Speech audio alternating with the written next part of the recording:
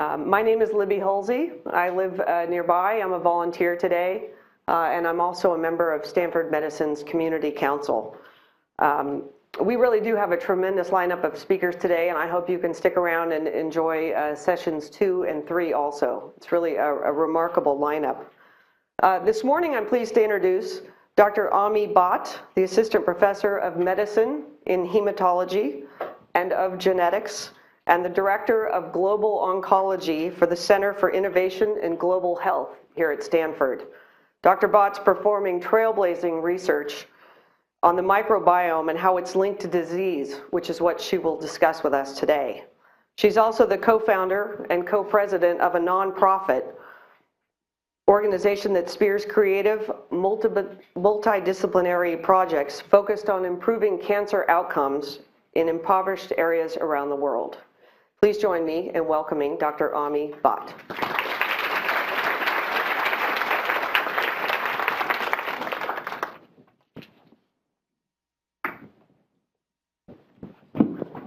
All right, thank you very much. I have lots and lots of microphones. It is a pleasure to be here today. By way of introduction, a more personal introduction, I was born and raised in San Jose, California, just down the road. My mom and dad moved here in 1974 and never, ever moved again. They just literally moved over the hill, moved back over the hill, and we love it here in the Bay Area. I love how diverse this place is. I love how wonderfully excited this audience is, and I think it's so cool that a bunch of people would take their Saturday morning to hear about bacteria, viruses. So with that, I'm going to go ahead and get started. This is really intended to get you excited about what is my favorite topic, which is all of the bugs that live on and within us.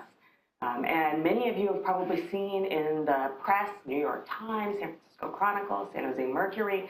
This is a hot topic. So this is really intended to be a primer to you so that you can get even more excited about this topic than you already are. So we'll start with this guy. This guy was born about 300 years before I was, and his name is Anton van Leeuwenhoek. He is arguably the first person to discover that we had a microbiome. So where do you think he actually discovered the first microbiome within us? Okay, so in the body, yes. Where in the body? Saliva, mouth. Mouth is absolutely correct. So what he did was he had this really, really primitive microscope, and he scraped a little area off his teeth. So back then they didn't have like the best dental care, but even now, if we were to scrape a little bit of stuff off our teeth and then look at it under a microscope, what we would find is that we have tons of tiny little organisms in there. We didn't know about bacteria back then, and so what he did was he took great care to draw these figures. And I think, there are two things I want to point out in this figure is, one, he was a pretty good artist, and two, he had great cursive. I don't know any man who has cursive that good right now. But what he noticed was there were all different sizes and shapes of these little tiny things, and they seemed to move. So he thought, these are like tiny animals, and I'll call them animalcules. So he found these tiny animals swarming within the gunk from his teeth, and this was the discovery of the microbiome. Now back then, he had no idea of these animals being good or bad. They were just there. And so I'll ask you the next question, which is when you hear the word bacteria, how many of you feel really good? Okay. How many of you feel like kind of bad? Yeah, a lot more people feeling kind of bad. And how many of you are kind of confused? So I'm kind of confused, and the reason is when we first discovered microbes within us, we really didn't know if they were good or bad. They were just there, and we were like, oh, look, I see microbes. But then we had, a big revolution in our understanding of microbes. And so many of you have probably heard of Louis Pasteur. Louis Pasteur was a very famous scientist who invented the process of pasteurization. What is the most common beverage that we drink that is pasteurized? Yeah, so everybody will always say milk, but this was not invented for milk, people. It was invented for this very serious problem. So Louis Pasteur was a really, really bright young scientist in France, and he needed a job. And you've got to go where the money is, and you've got to go where the problems are. Someone's got to fund your research. I can tell you that for sure. And the wine industry was a great big industry in France then as it is now. And they had this problem, which was they were in this wonderful winemaking region of France, and they were making super fancy bottles of wine. But these super fancy bottles of wine were turning into vinegar. And they were spoiling, and they had no idea why. They wanted to stop it.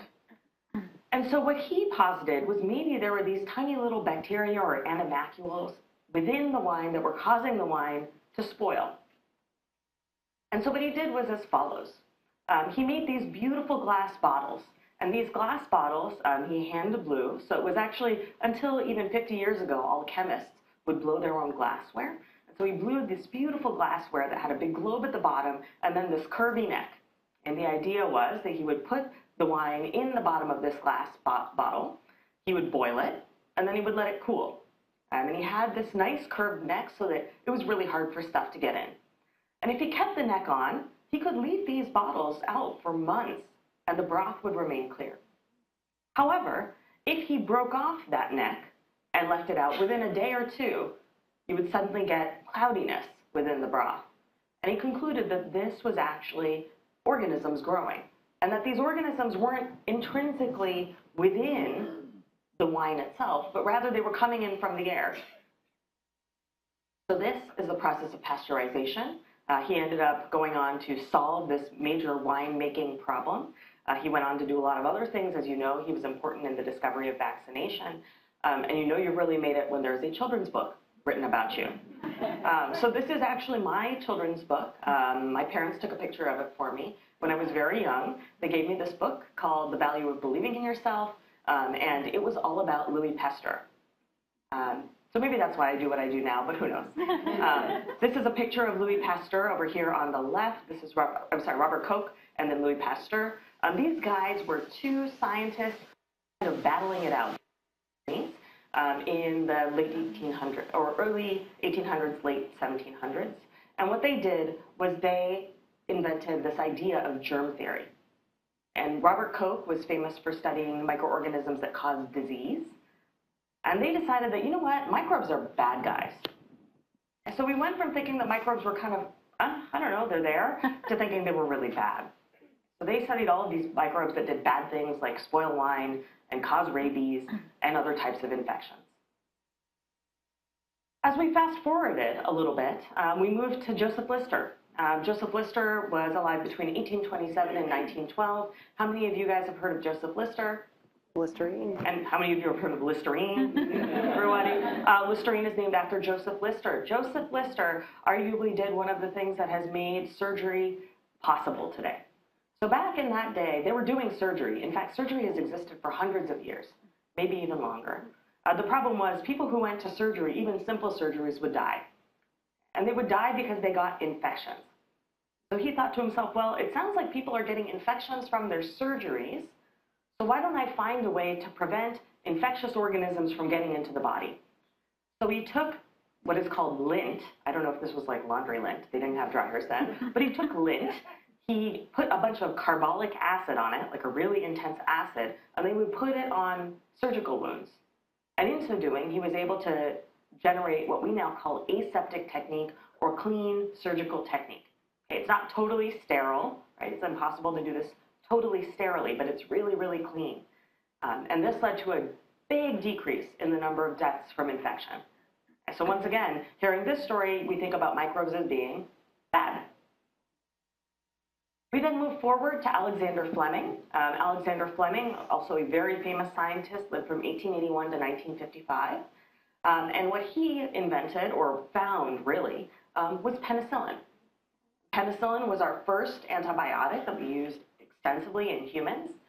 And penicillin has also been one of the major contributors to improved health outcomes, period. I'm not talking about a specific disease. I mean, overall health of the world was improved dramatically by the discovery of penicillin. People could suddenly live past complicated or even simple infections. So penicillin was great, and of course, in this context, this is still the war against microbes. Microbes bad, antibiotics good. So microbes can definitely be bad. I think I've shown this to you. I think I've given you some examples of progress in antibiotics and aseptic technique that really helped us be more healthy. But can they be good or neutral? Now, when we look back to Anton van Leeuwenhoek, who scraped off his teeth a bunch of these little microorganisms, most of them didn't seem to be doing much of anything. So certainly it seemed like if we looked at the old data, they could be neutral. And then we started to ask ourselves, well, could they even be good? In order to answer this question, what we really needed was a better way to measure microbes. The problem was that all of the microbes that we were collecting from, infected wounds that were swarming with a certain single microorganism. We were culturing it out and then studying in the laboratory. It was very difficult to study microorganisms that didn't have any negative impact, mostly because they don't live by themselves, but they live with lots of other microorganisms. And so that's where we fast forward to the modern day. And what happened was we were able to measure microorganisms in high throughput. So instead of measuring one microorganism at a time, and when I say one microorganism at a time, there were entire scientists who dedicated their lives and the lives of their laboratories to studying one bacterium.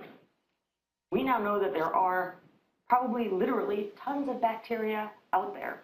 And you can imagine that we can't really scale that problem, right? Even if every single one of you in the room picked one bacteria to study from the human body, we would still only be covering maybe 5–10% of the human body. So we really needed to scale this problem, and that's when we decided that we could use DNA sequencing. Okay, DNA is the genetic code of all cells, and there are some exceptions like viruses that use an RNA code instead of a DNA. But the idea is that DNA is the genetic material within an organism, and we can pull it out of the cell, we can look at this, and we can look at the actual sequences. DNA is encoded by 4 different repeating molecules, or bases, which we give letter designations just to make it easy to follow. So they're A, C, G, and T. And we can actually just read that code. And using that code, we can differentiate organisms from one another, because different organisms have different codes. So the idea is I can now take a human, and this is just a picture of a human with some microbes in its gut. I can sequence everything. I can take a biopsy. I can take a tissue specimen. I can take a stool specimen. And I can just sequence it all. And then once I get all of these sequences, I can organize them based on what they seem like they came from. So if I have a book that allows me to decode this code, I can figure out that, well, the green sequence comes from this organism on the left. The pink sequence comes from this organism. And then the rest of the sequences are coming from the human. So this is a really nice way to figure out what organisms might exist within a complex mixture. Let me give you another example. This is a seafood salad. I'm vegetarian, so I don't actually know, but I typed in seafood salad on the internet. I don't know what is in this. Octopus. It looks like there's lots of stuff. There's some octopus, but there are some other weird things in here. And so if you wanted to figure out what was in this seafood salad, what could you do? You could taste it, right? And those of you who would taste it, you would say, oh, I've tasted squid before. This tastes like squid. I have had crab before. This has the texture of crab, and so on and so forth. So you could taste it all and match it back to kind of a decoder in your head of having experience of each of these individually. But if you were someone like this guy, David Relman. David Relman is a professor of medicine here at Stanford. He happens to be a very famous scientist and a really nice guy. He, in 2006, applied a sequencing-based technology to differentiate a bunch of microbes. And so if I were David Relman, what I would do is I would say, well, I can figure out what's there by sequencing it. Just like different bacteria have different sequences, so do different animals of the sea. So this would be a way that I could not only figure out which organisms were there, but I could tell you roughly how much octopus there was versus squid, and so on and so forth. So with that idea in mind, what's in a microbiome? When we think of a microbiome, I'm guessing that most of you are thinking about bacteria. And most scientists are actually thinking of bacteria.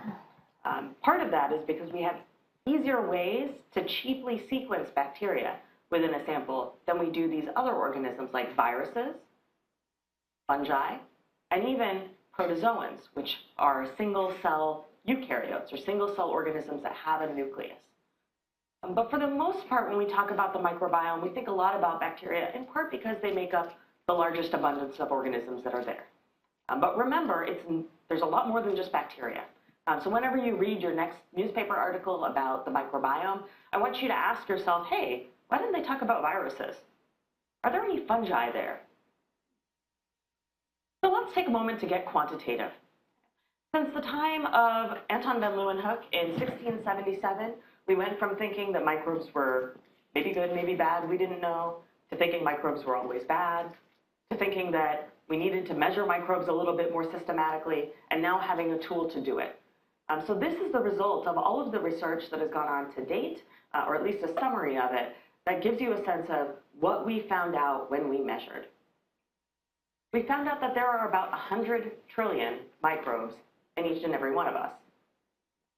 So that's a large number. Like if I give you $1 for every microbe, you could pay back the US debt. I don't have $1 for every microbe. But that's a large number, right? I mean, there aren't many things that we can actually think of in the scale of trillions. And literally, the only thing I think of is the US debt. We don't have that many people on Earth, but we have that many organisms inside each and every one of you. Like, how amazing is that? They make up 3% of our body mass, approximately. Yeah, so it's like, 100 pounds of you and 3 pounds of them.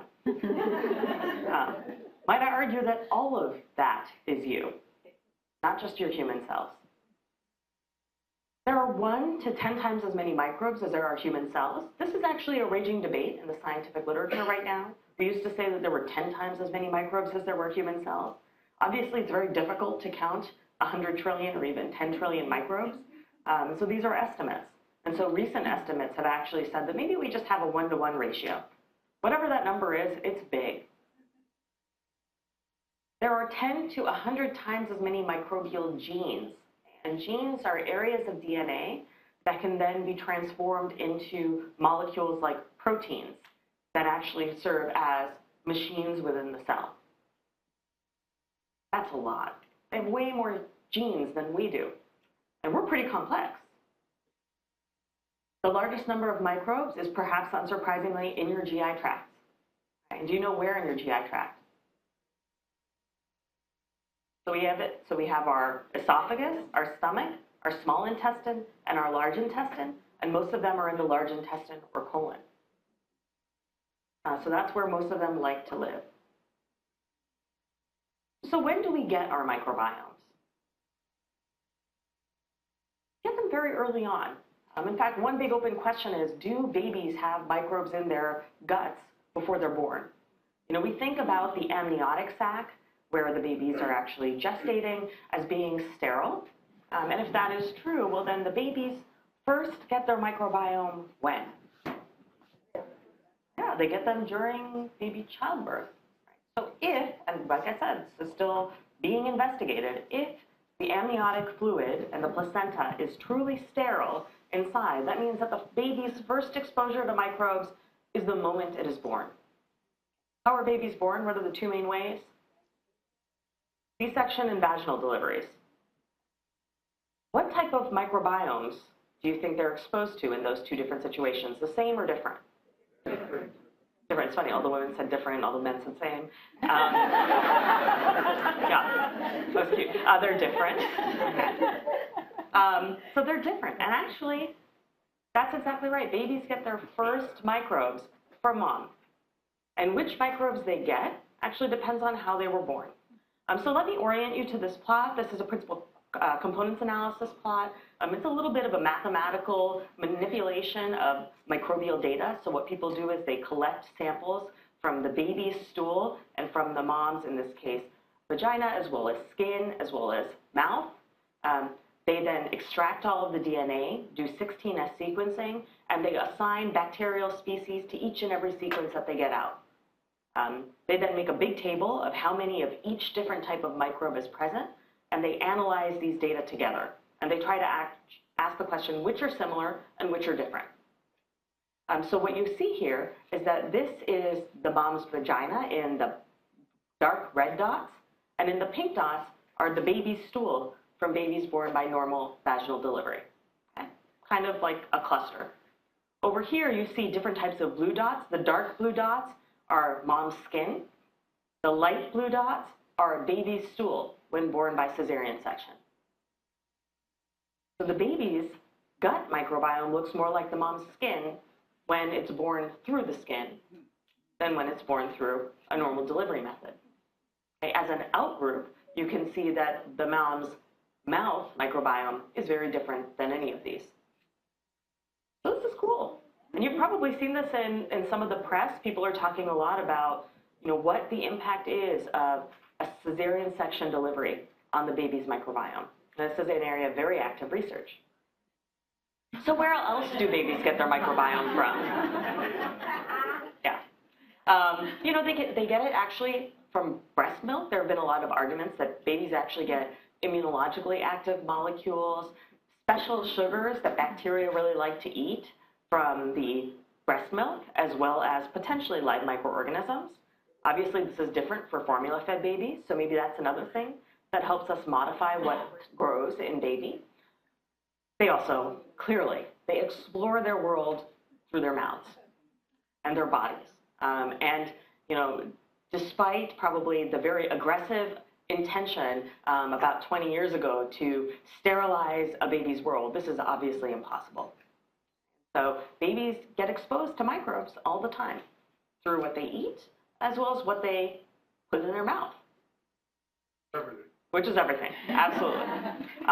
So let's get scientific for a moment. This is a beautiful study that was done by Awesome Mako in Jeff Gordon's lab. Jeff Gordon is at WashU St. Louis.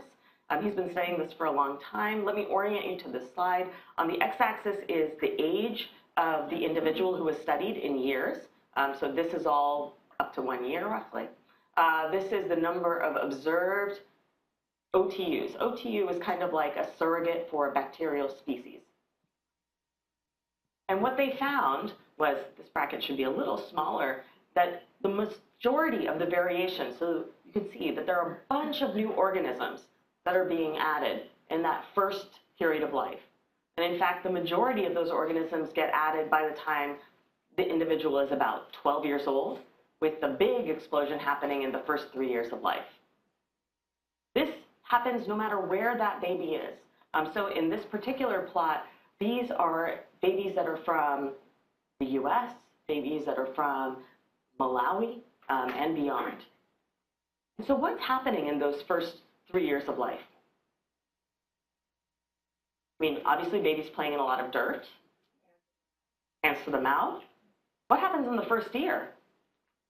They start to eat solid food. So when they actually transition to solid food at the age of 6 to 7 months, we see a dramatic increase in the number of microbes that are present. And then as they start to explore more and more foods, their microbiomes continue to change. So this is actually fascinating. And studying babies during that first year of life has proved to be incredibly interesting for scientists as we understand the impact of slowly adding different types of food to the diet. So this continues to change over the course of life. While the most dramatic shifts in the microbiome certainly happen in the first 3 years of life for humans, the microbiome continues to change thereafter. So once again, let me orient you to this slide. Over here on the far right, in the bottom corner, you see a little legend. Pink means bacteria from the Firmicutes group. Light blue is bacteria from a bigger group called the Bacteroides group. We then have the Actinobacteria group and the Proteobacteria group and all others. So these are phyla, or designations of big categories of microorganisms. So within each and every one of these groups are hundreds or more species. And what you can see is that these little pie charts or donut charts show you how this changes over time. So you can see that there are differences between breastfed babies and formula-fed babies, but maybe not that big of a difference. You can see that when they start to eat solid food, we see a bloom of Bacteroides. We also see many fewer Proteobacteria. And then a healthy adult actually looks kind of like what the baby looks like once they started to eat solid food. So we don't really change that much from the time we start eating solid food to the time we're a middle-aged adult. You can see that when we do things like get exposed to antibiotics, it really shifts things. And if we're malnourished, it also shifts things. You can see that when you get to an adult age, if you're obese, you may have a slightly different microbiome than a non-obese individual. And then when you get older, your microbiome changes again. So this is a spectrum of change that's probably related both to yourself and your immune system, because your immune system really modulates your microbiome, but also it relates to your exposures.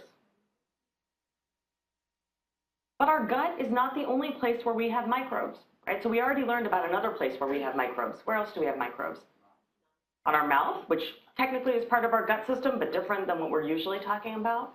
What else did we learn from the baby experiment? Skin. So there's a skin microbiome. This is a beautiful study by Elizabeth Grice, who's at UPenn, where she described the skin microbiome. She did this work with Julie Segre at the NIH, which is the National Institutes of Health. And what she did was she tested all of these different areas of the body. So the retroauricular crease, so that's the gunk that you have behind your ears. You all know about it. The head, the back, the buttock, the gluteal crease, the popliteal fossa, which is behind your knees, the plantar heel, and so on and so forth. And she looked at the microbiomes of the skin in those regions. And once again, these are different types of classes of microorganisms in the legend. And you can see that the coloring in these pie charts is very different, which means that if I were to ask you, where is the best place to test someone's skin microbiome? If I could only pay for one, what would your answer be? I don't know. Yeah, I mean, I don't know. So this is actually a challenge, right? When you think about this and you read studies about the skin microbiome, we're not the same all over our bodies, right? We have sweaty areas, we have dry areas, we have areas of thin skin, areas of thick skin. We have areas that are warmer, that are closer to the center of our body, areas that are cooler, like the fingertips and the tips of our toes. So that all impacts what microbes are present. So there are microbes all over us. They're in our hair, they're in our blood, we think. They're in our intestines, certainly. We have some in our stomach. Even though we have a pH of 2 in our stomach, we can still have microbes, but not a lot. We have microbes on our skin. We have microbes in our mouth, and certainly in our nose. Microbes are everywhere. But what do they do? I love this picture. This is a picture of an obese mouse, and it's Buddy, who's a normal mouse. This is what a normal mouse, lab mouse, looks like.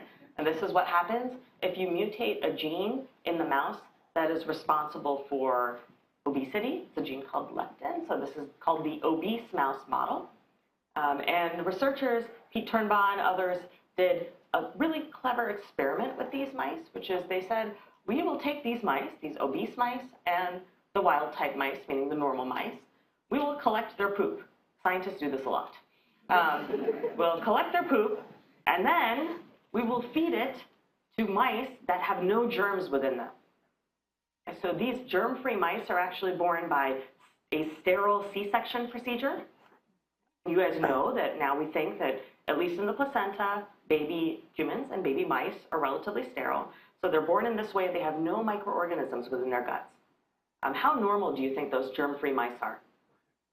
They're actually not normal. They don't develop their immune systems properly, but they can kind of do okay. So they took these germ-free mice. They took poop from the big boy and poop from the little one and fed them to these mice separately. It turns out that's not as gross as you think it is, because mice are actually coprophagic, meaning they eat their own poop. Many animals do this. I'm guessing some of you guys have dogs as pets, and they definitely do this. This actually is preserved across many arms of the animal kingdom, and is actually incredibly important for the health of certain animals. But maybe next year we can talk about coprophagia, which is eating. But for today, I'll say they did this experiment, and what they found was when they gave the poop from the skinny mouse to a germ-free mouse, do you think the germ-free mouse lost weight? Maybe gained a little bit of weight. It was actually pretty normal in body habitus. When they gave them poop from the big mouse, what happened?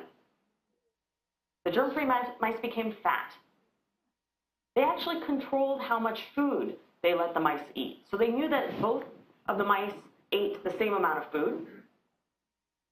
And it turns out that the microbiome from this obese mouse was better at extracting calories from its food than the microbiome from the skinny mouse. Now, this does not mean that you can go out to dinner tonight and eat a whole pizza and then blame it on your microbiome. But there may be something there. And this is obviously an area of very, very heavy investigation. So this was a very interesting study that suggested that our microbes may actually impact how we interact with our environment, with our food, and so on and so forth.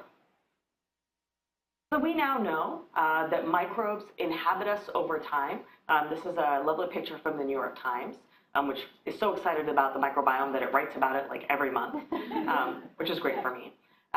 So microbes start to inhabit us early on in life and then grow and change over time. We know that microbes exist not only within us, but on us and in lots of other niches in our body.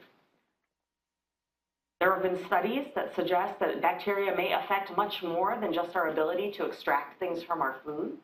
There is a suggestion that gut bacteria may impact your mood, may impact things like autism, may impact things like how well you respond to treatments.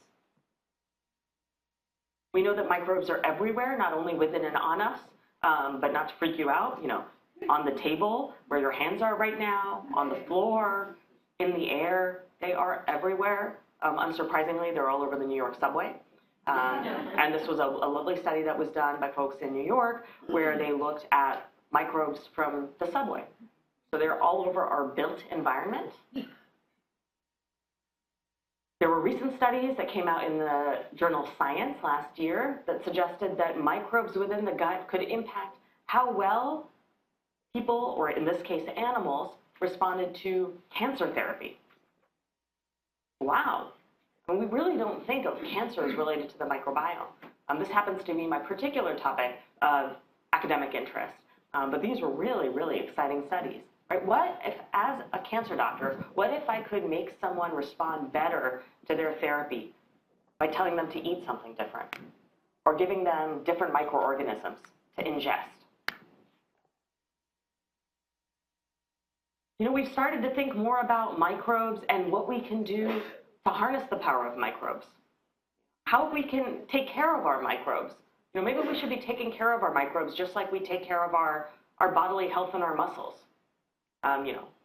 Here is a book by Marty Blaser, a famous microbiologist out in New York. He wrote this lovely tale called Missing Microbes. And this was actually focused on how antibiotic use is actually decreasing the number of good microorganisms within our bodies and causing lots of problems, and certainly at least associated with a lot of other problems.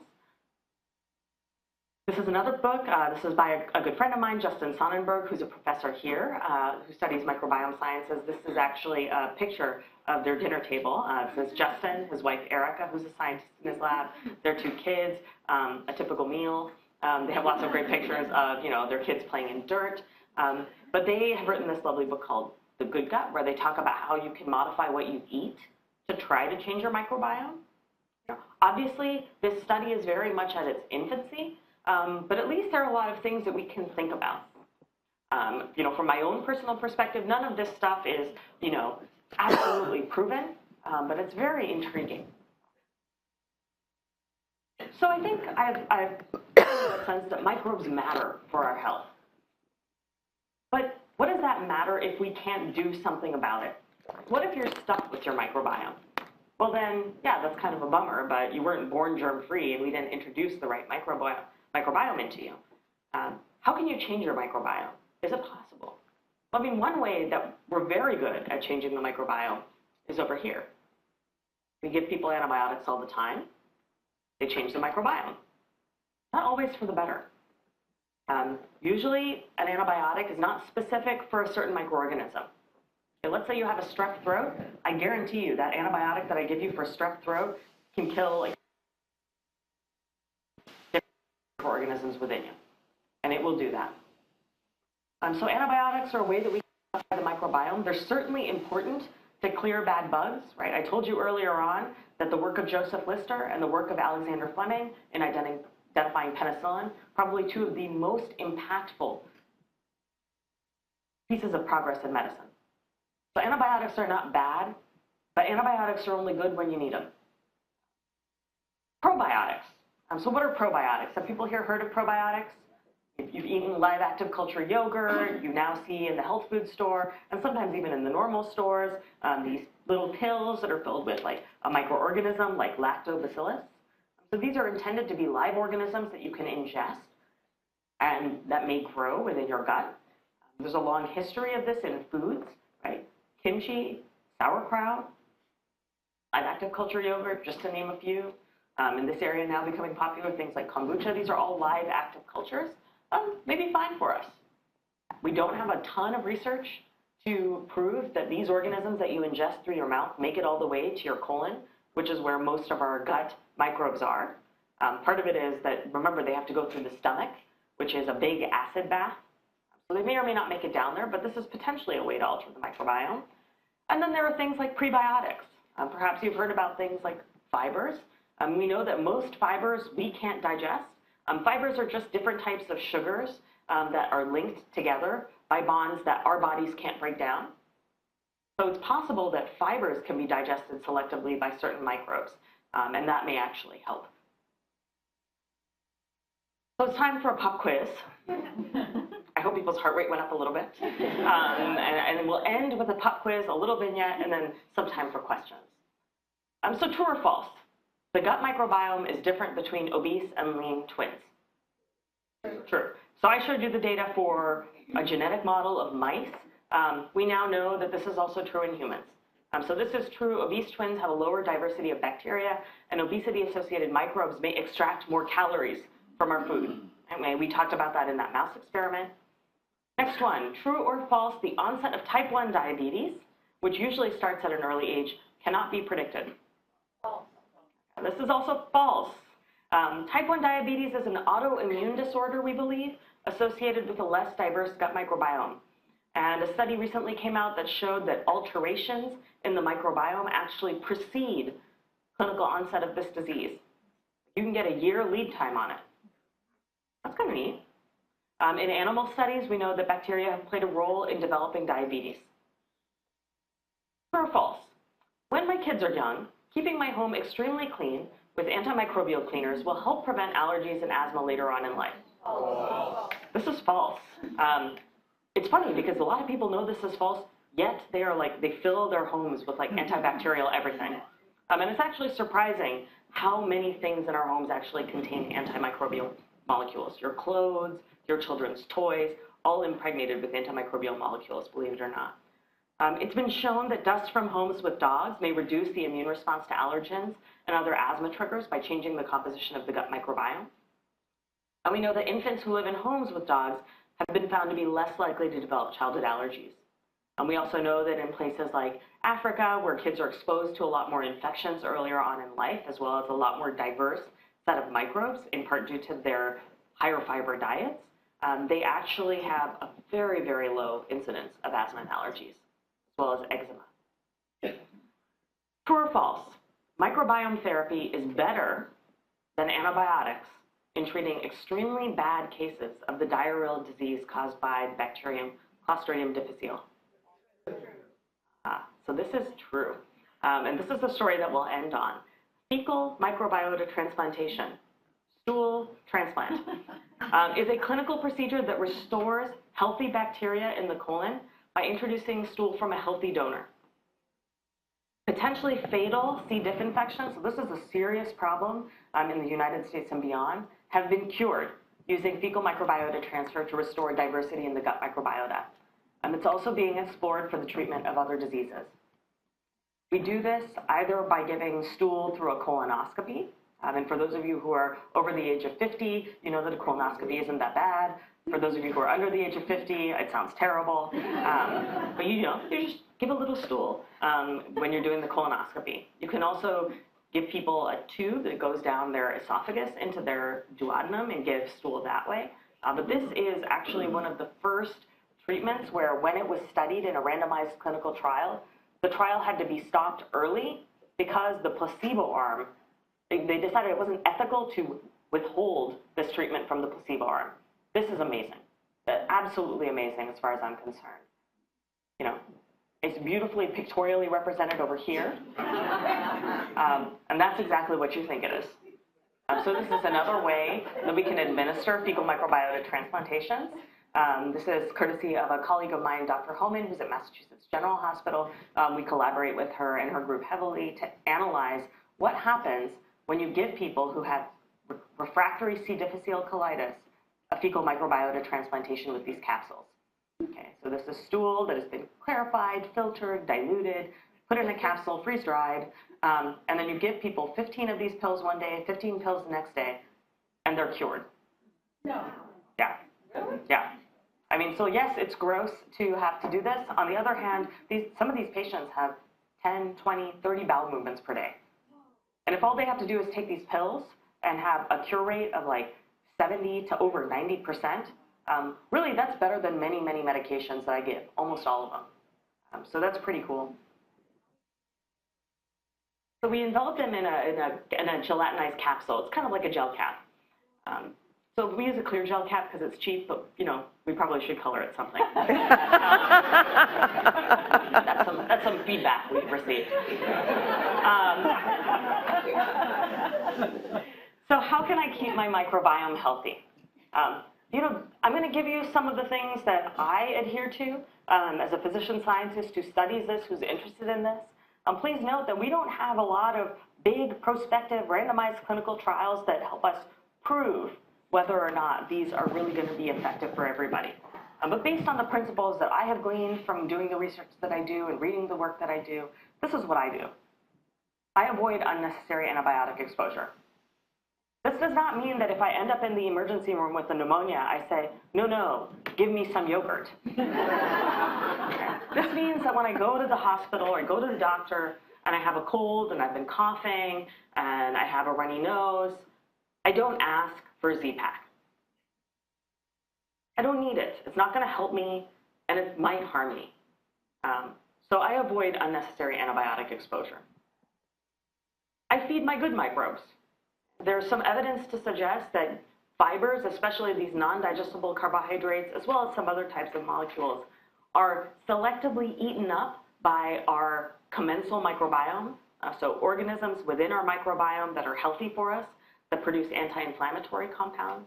They actually take these fibers and turn them into these anti-inflammatory compounds. And so I like to eat a high-fiber diet. This is one of the big transitions in Western diet is that we've really decreased the amount of fiber in our food. How do I do this? I try to eat vegetables and fruits. It's pretty simple. If you really want to know, I also like high-fiber cereal.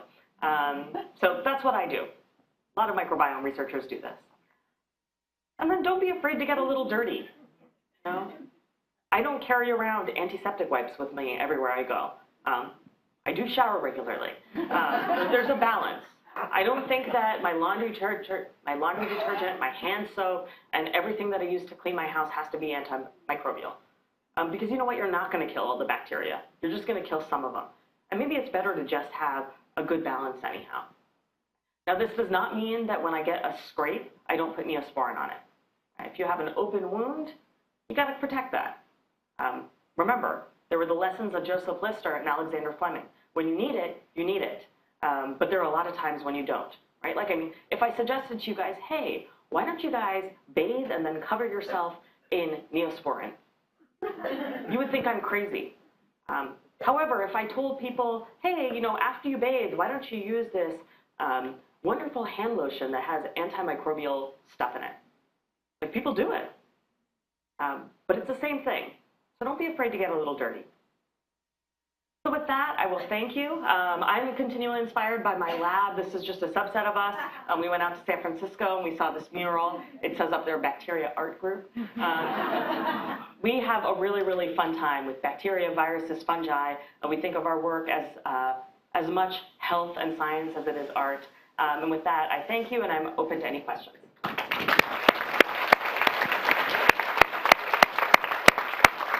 Great. So in the brown and white shirt.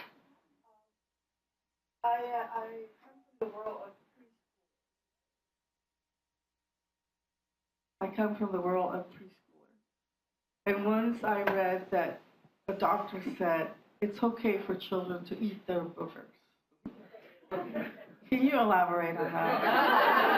Are those good or bad? You know, I've never had that question before. So is it okay to eat boogers? I mean, like most of the people in this room, quite frankly, you guys have all eaten boogers. I know you have. Most kids do. You know, the nasopharynx, it has microbes within it. The nasopharynx is also pretty much contiguous with the oropharynx. So your mouth and your nose are actually connected in the back of your face. I think that from a microbial perspective, I see no problem with eating boogers. And I think this is actually going to be on the internet, so.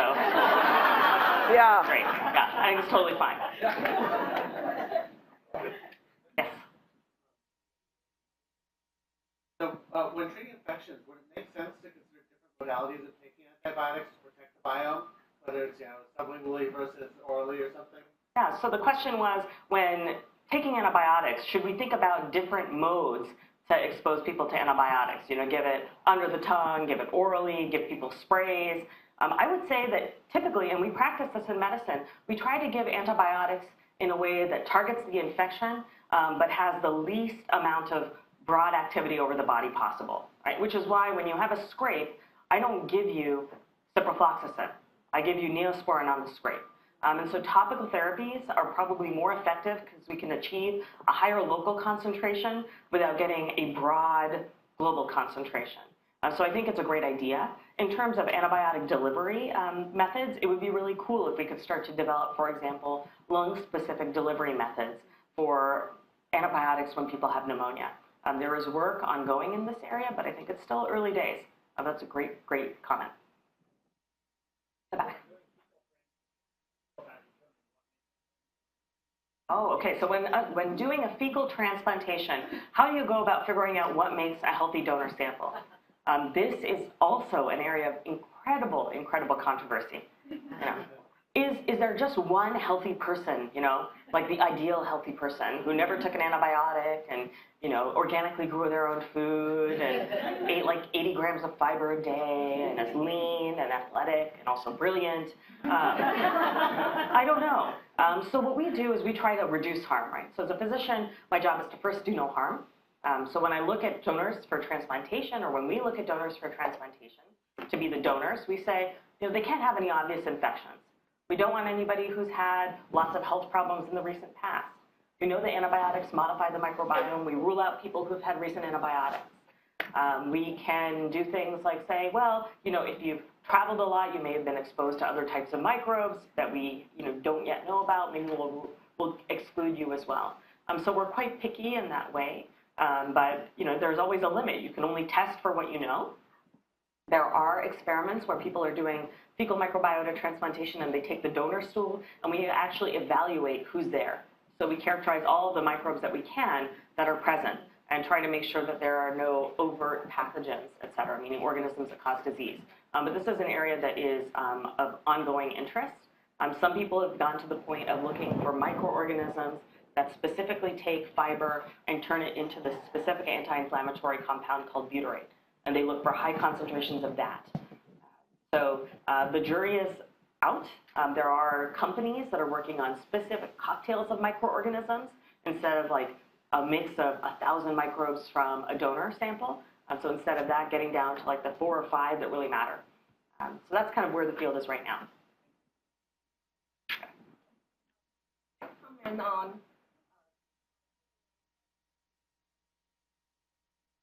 Can you once again speak?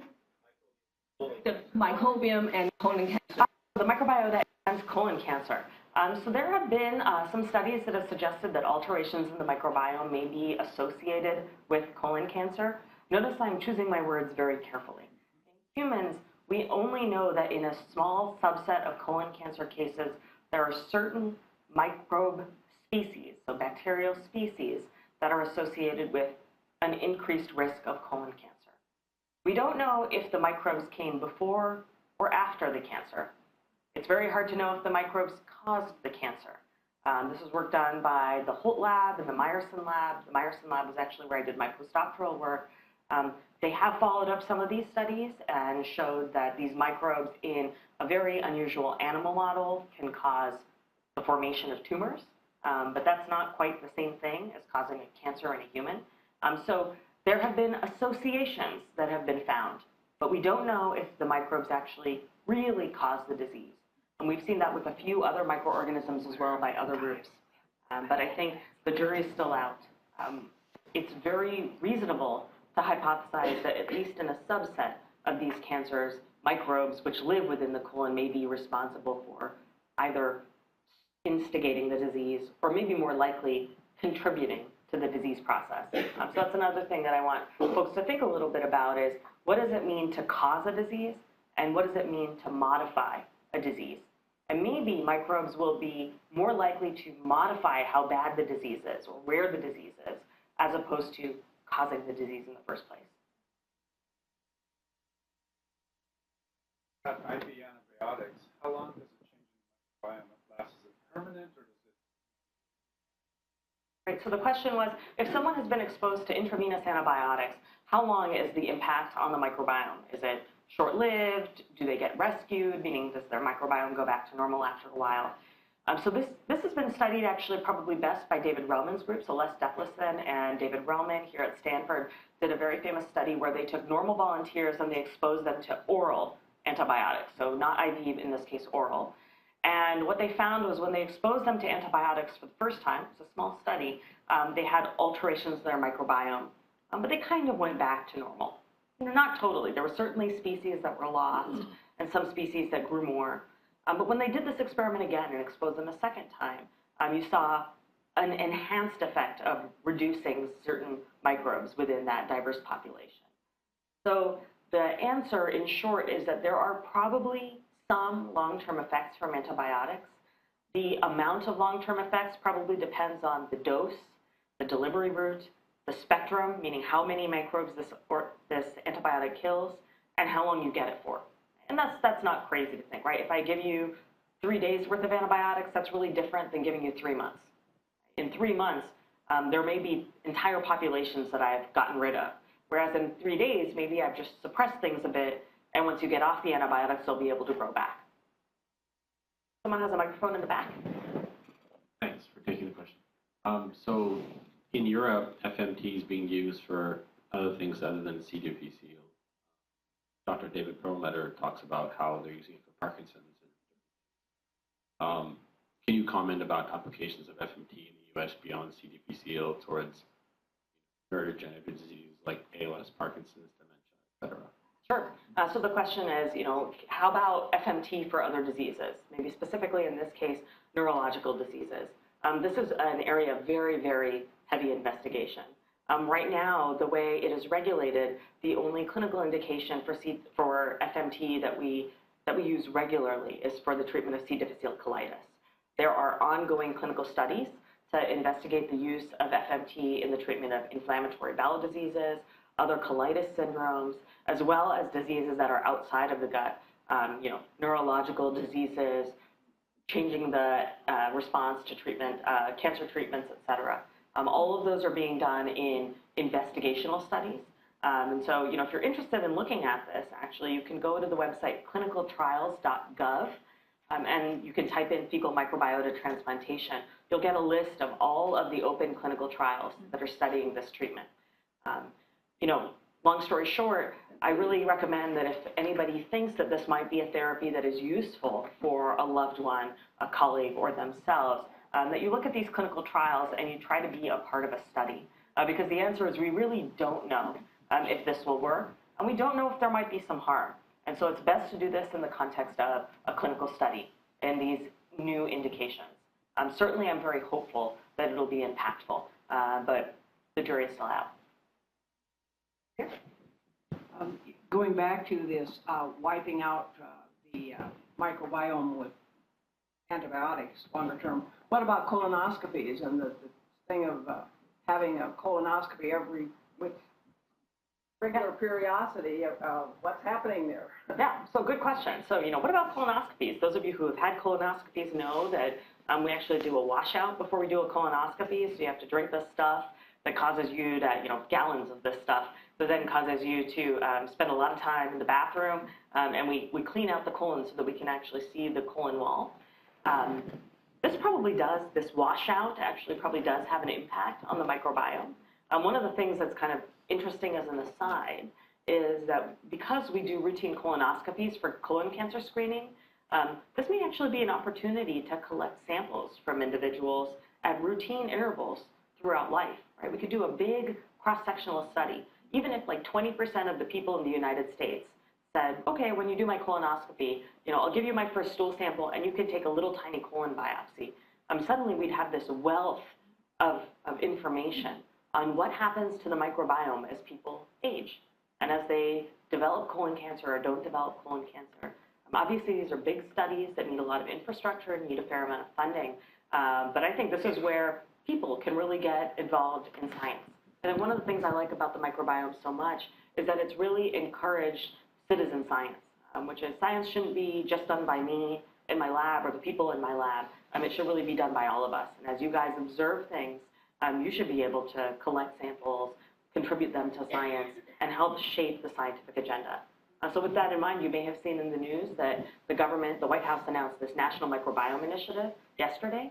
The National Microbiome Initiative is actually a big funding initiative that's both from the U.S. government as well as a lot of private partners and foundation partners, where they're going to invest heavily in microbiome research because they think that there's a lot that's yet unknown and a lot of potential promise, both from the healthcare side but also from the basic science. I mean, one of the things that I find amazing is that if I were to take a stool sample from any one of you and sequence it and characterize it, I guarantee you I would find a new bacterial species, probably.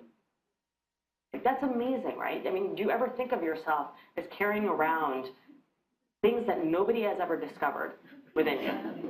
I find it truly amazing. And so I think this is one of the great things about the microbiome is it has applications in health, but there's also the wonderment of true discovery science within it.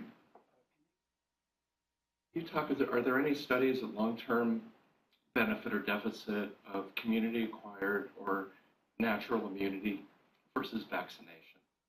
And talk about vaccination. Yeah. So the question is about vaccination. So the field of vaccination and how well your immune system develops when you're vaccinated versus having a natural infection is an area of great controversy. So I can use the topic of measles, for example. If you actually get measles, it's bad, right? Kids die of measles. Women in Africa will line up for 10 hours to get their kids vaccinated for measles. If you live through it, yeah, you've got a robust immunity to the disease. But vaccination provides you a lot of protection. Maybe it doesn't have all of the other immune benefits of having had a bad infection, but I think we need to weigh these.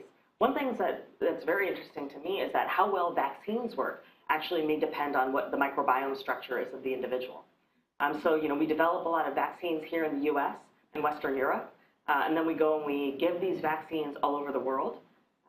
But we don't actually know how well they're going to work in kids not from here. And remember, most of the kids in the world, they don't live in the US and Western Europe. And most of the population is outside of those areas. And so one of the areas of active investigation has been, how does the microbiome impact how well a vaccine works? And will a vaccine that's developed for the Western population work as well in other populations that have different diet, different microbiota structure, et cetera?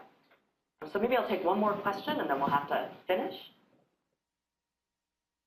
Give some comment relative to the nut allergies that seem to be exploding with young kids.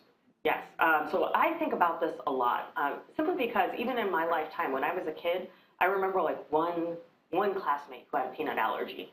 And now, we can't have peanuts on planes, and everything is, labeled. Certainly, I think it's within the realm of reasonability to hypothesize that our extreme obsession with cleanliness, this kind of hygiene hypothesis, has led to a decreased amount of exposure to all of the antigens or different types of proteins that exist in the world, such that when we get exposed to them at a later age, we develop a much more dramatic response to it. And so it's part of the argument that maybe kids should be just a little bit dirtier and should be exposed to broader things early. But obviously an area rife with investigation. So with that, I want to thank you all. I'll be outside in the hall for additional questions. Thank you. I want to thank Dr. Bhatt for her time today to share her knowledge with all of us. I think that was fascinating. I know I'm going to feel better about going home and petting the dog and not cleaning my house today. So if you'd like to review the talk or pass along anything that we discussed here today, they are going to put a video up on the Health Matters website, so that should be up later today. Thank you for coming, and enjoy the rest of the day. Thank you, Dr. Bhatt. That was great. The preceding program is copyrighted by the Board of Trustees of the Leland Stanford Junior University. Please visit us at med.stanford.edu.